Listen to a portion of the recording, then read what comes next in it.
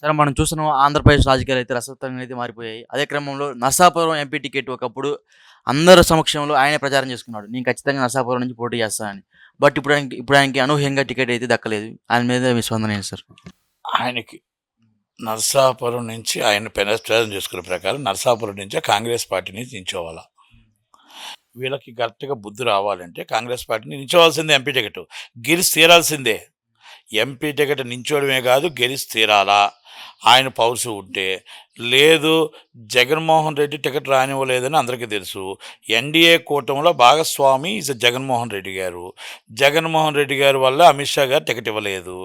జగన్మోహన్ రెడ్డి గారి వల్ల ఈ సినిమా ఆయనకి నరసాపురం టికెట్ రాలేదు. ఇది వాస్తవం. ఇది ఎన్డీఏ కూటమి అంటే ఏంటంటే జగన్మోహన్ రెడ్డి గారు, TDP, Janasena, BJP. TDP, Janasena, BJP. ఇది ఎన్డీఏ కూటమి. కనుక ఎన్డీఏ కూటమి వాళ్ళే పోటీ చేసుకుంటున్నారు. ఎవరు గెలిచినా వాళ్ళే ఎంపీ సీట్లు. కనుక ఈజ్ ఆల్రెడీ ఒక ట్రాప్లో, బీజేపీ ట్రాప్లో పడిపోయారు చంద్రబాబు నాయుడు గారు. మరి అంత సీనియర్ వ్యక్తి ఆయన ఎందుకు పడ్డారా ఏంటని దానికోసం నేను డిస్కషన్కి వెళ్ళను. పార్టీ గెలిచి జనసేన, టీడీపీ రెండు పొత్తులో భాగంగా 150 సీట్లు సర్వేలో తేలిన ప్రకారం ఈరోజు 78, 80 సీట్లకు రేంజ్కి పడిపోయిందంటే బీజేపీ వాళ్ళే. అది BJP is a mind game ఆడుతున్నారు. బీజేపీ ఏంటంటే అక్కడ జగన్మోహన్ రెడ్డి గారిని తిట్టరు, ఇక్కడ వీళ్ళని ఏం అనరు. ఇటు ఉంటారు, అటు ఉంటారు. ఎప్పటికైనా పవన్ కళ్యాణ్ గారిని ఆయన బీజేపీ సీఎం చేస్తారు. ఇప్పుడు సెంట్రల్ మినిస్టర్ చేసుకుంటారు. వాళ్ళు పవన్ కళ్యాణ్ బీజేపీ అన్నా జనసేన అన్నా పవన్ కళ్యాణ్ గారు ఒకటే.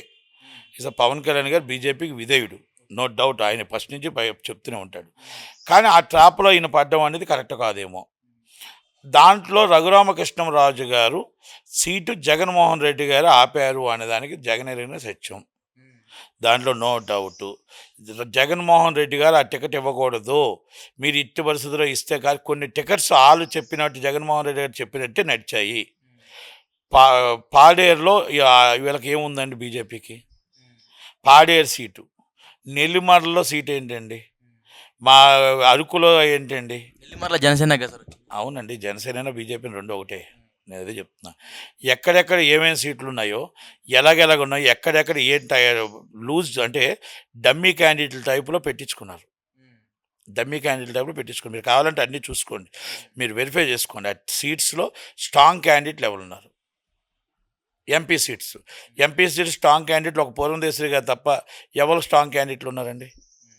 మిథున్ రెడ్డి గారు, కిరణ్ కుమార్ రెడ్డి గారు సరిపోతారా? అక్కడ బీజేపీ లాస్ట్ టైం కూడా పురంధేశ్వరి గారికి వెళ్ళలేదు కదా. మరి కిరణ్ కుమార్ రెడ్డి గారు ఎలా గెలుస్తారు? మాజీ సీఎం కదా సార్. ఆమె ఆల్రెడీ కేంద్ర మినిస్టర్ నందమూరి తారక రామారావు గారు కూతురు. అక్కడ మిథున్ రెడ్డి గారు, పెద్దిరెడ్డి రామచంద్ర రెడ్డి గారు, వాళ్ళని కాదని చేయగలమా? ఇవన్నీ ఎందుకు అడుగుతున్నానంటే, అలాగే ఆదోని, ఇవన్నీ సీట్స్ కూడా కావాలనే కొంచెం డమ్మీ క్యాండిడేట్లు పెట్టారు. ఇది లోపాయకారిగా నడుస్తుంది అనేది మాత్రం వాస్తవం. ఇది టీడీపీకి దెబ్బతీయడానికి, టీడీపీని భూస్థాపితం చేయడానికి. రేపు ఫ్యూచర్ అనేది ఎట్టి బస్సు వైసీపీ మళ్ళా వస్తే మళ్ళీ వైసీపీ ఉంటుంది, అపోజిషన్ జనసేన, బీజేపీ ఉంటుంది. బీజేపీని మొత్తం టీడీపీని భూస్థాపితం వేళ్ళతో పీకేసి పక్కన పెడేద్దాం డిసైడ్ అయిపోయి దీన్ని కలిపి చేస్తున్నారు. ఇండైరెక్ట్గా డైరెక్ట్గా సపోర్ట్ ఉన్నట్టు అనిపిస్తుంది, ప్రజలకు అనిపిస్తుంది. ఇది మైనార్టీ ఓట్లు దూరం అనిపిస్తున్నాయి. కనుక దాన్ని చంద్రబాబు గారు అర్థం చేసుకుంటారో లేదు మనకైతే తెలియదు. కానీ రఘురామకృష్ణరాజు గారికి నిజంగా ఆయన పడ్డ బాధ, ఆయన కష్టం, ఆయనకు కొట్టిన దెబ్బలు, ఆయనకు చేసిన బాధని, ఆ శోభని ఆలోచించి నిజంగా నించోవాలంటే ఎక్కడ సీట్ నించవద్దు. నర్సాపురం నుంచి మీకు ధైర్యం ఉంటే, దమ్ము ఉంటే నర్సాపురం నుంచి కాంగ్రెస్ పార్టీ నుంచి గెలిచి తీరండి. అది మళ్ళా రాజుగారి దెబ్బ అంటే మళ్ళీ అలా ఉండాలా. రాజుగారి దెబ్బ అంటే ఎలా ఉండాలంటే అలా ఉండాలా. అది నిజంగా ఆయన అలా చేస్తే 100% ఆయన రాజుగారి దెబ్బ అంటే ఏంటో చూపించవచ్చు. లేదు, నేను రాజుగారిని కాను, నాకు వెళ్తే రాజీ పడిపోతాను, నాకు ఎన్ని జరిగినా కూడా ఇంక గొడవలు వద్దు, ఏ సీట్ ఇస్తే ఆ సీట్ తీసుకుంటాను, లేకపోతే నేను రాజీ పడిపోయి కామ్కుంటానంటే మనం ఏమీ చేయలేము.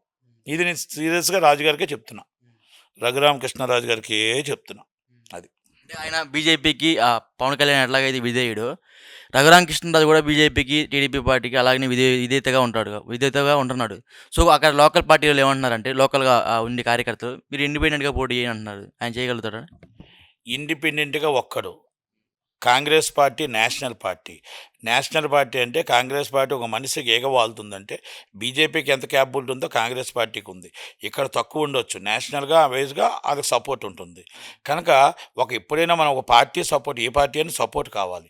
ఇండిపెండెంట్ అంటే ఒక్కడితో మనం పోరాడుతున్నాం. ఒక్కడు మనం అంతమందితో పోరాడుతున్నాం. పార్టీ మన అండ ఉండదు.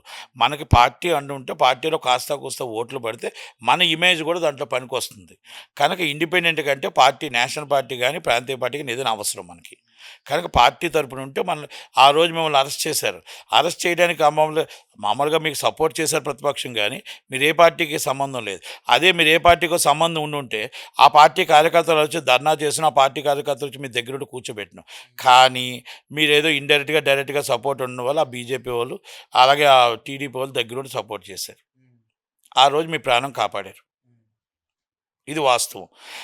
మరి మీకు అర్థమవుతుందో, అర్థం అవ్వట్లేదో నాకైతే తెలీదు గానీ, బీజేపీ వాళ్ళు డైరెక్ట్‌గా జగన్మోహన్ రెడ్డి గారి మాటే వింటున్నారు. ఇటు సీట్లొచ్చినా, అటు సీట్లొచ్చినా 2 ఎన్‌డీఏ కూటమే కాబట్టి, కనుక అటు మన మోడీ గారొచ్చి కూడా ఒక్క మాట కూడా ఆయన అనలేదు. అవినీతిపరుడని ఒక్క మాట కూడా అనలేదు. ఈ పాలన పోవాలని కూడా అనలేదు. ఎన్‌డీఏ కూటమికి ఓటేయమన్నాడాయన. అంటే డైరెక్ట్‌గా, ఇండైరెక్ట్‌గా ఎన్‌డీఏ కూటమిలో 5 సంవత్సరాల నుంచి పనిచేస్తుంది జగన్మోహన్ రెడ్డి గారు కూడా. కనుక ఎన్‌డీఏ కూటమికి ఓటేయమన్నారు. కాంగ్రెస్ పార్టీ, ఇండియా కూటమి ఏమీ లేదు అన్నారు. అంటే దాని అర్థం ఏంటి? అక్కడ ఏమీ లేదని అందరికీ తెలుసు. కానీ పౌరుషంతో మనం నిజంగా పౌరుషం ఉంటే అలా నిలబడి ఉండాలి. బీజేపీ పార్టీ జగన్మోహన్ రెడ్డి ఏది చెప్తుంది అంటున్నారు ఇప్పుడు మీరు అన్నారు. బట్ ఏంటంటే చంద్రబాబు గారికి రఘురామకృష్ణరాజుకి బాగా సత్సంబంధాలు అయితే ఉన్నాయి. ఆయన ఎందుకు ఇవ్వలేదంటారు సీటు? ఎవరికి? బీజేపీ ఏం చెప్తే ఇప్పుడు చంద్రబాబు గారు అదే చేస్తారు. మీరు బీజేపీ చెప్పిన వాళ్ళకి మీరు ఒక్కసారి ఆలోచించండి. బీజేపీకి 6 సీట్లకి క్యాండిడేట్లు లేరు. మొన్న కాంగ్రెస్ నుంచి వచ్చిన కిరణ్ కుమార్ రెడ్డి గారికి, మొన్న వచ్చిన చిరంజీవి సీఎం రమేష్ గారికి, మొన్న వచ్చిన అందరికీ గీతా గారికి, వాళ్ళకే సీట్స్ ఇచ్చారు. సీనియర్స్కి ఎక్కడ సీట్లు లేవు అక్కడ. ఒక్క అధ్యక్షురాలు పూర్ణదేశ్వరి గారికి ఒక్క సీటు మాత్రం కన్ఫర్మ్ ఇచ్చారు. తక్కువ 5 సీట్లు ఎవరెవరికి ఇచ్చారు చెప్పండి? ఎంపీ సీట్లు. 2 పోనీ అలాగని పవన్ కళ్యాణ్ గారికి బలం ఉందా అంటే, ఆ క్యాండిడేట్లు అందరినీ దూరం చేసి మొత్తం టోటల్‌గా వలస వచ్చిన వాళ్ళకి, వైసీపీ నుంచి వచ్చిన వాళ్ళకి, టీడీపీ నుంచి వచ్చిన వాళ్ళకి ఇచ్చారు. పోతురు మహేష్ గారికి టికెట్ లేదు, కిరణ్ రాయల్ గారికి టికెట్ లేదు. అంటే చాలామంది కష్టపడిన వాళ్ళు ఎవరికీ టికెట్లు లేవు. అక్కడ ఎందుకు అని అంటే ఇప్పుడు ఎవరో చెప్పారు కార్పొరేట్ కంపెనీకే సీట్స్ ఉన్నాయి. అంటే దీంట్లో సామాజిక న్యాయం ఎక్కడొస్తుంది? మన కోసం 5 సంవత్సరాలు కష్టపడిన వాళ్ళందరినీ పక్కన పెట్టేసి, అలాగని చంద్రబాబు గారు కూడా అందరినీ పక్కన పెట్టి, ఎవరికో ఇప్పుడు రాత్రి వచ్చి ఎన్ఆర్ఐలకి టికెట్లు ఇచ్చారు. Is not correct. 5 సంవత్సరాలు మీ పార్టీని పల్లకీలా మోసిన వాళ్ళకి మీరు ఏమీ పట్టించుకోకుండా మళ్ళీ వాళ్ళందరికీ టికెట్లు ఇవ్వడం అంటే ఏమంటారంటే డబ్బుతో గెలవాలి, డబ్బు ఎక్కువ ఖర్చు పెడతారు గెలవాలంటే. ఇక డబ్బుతోనే రాజకీయం చేయాలంటే ఎవరు ఏం చేయాలి? మన సౌత్లో ఉన్నంత నార్త్‌లో డబ్బు ప్రభావం లేదు.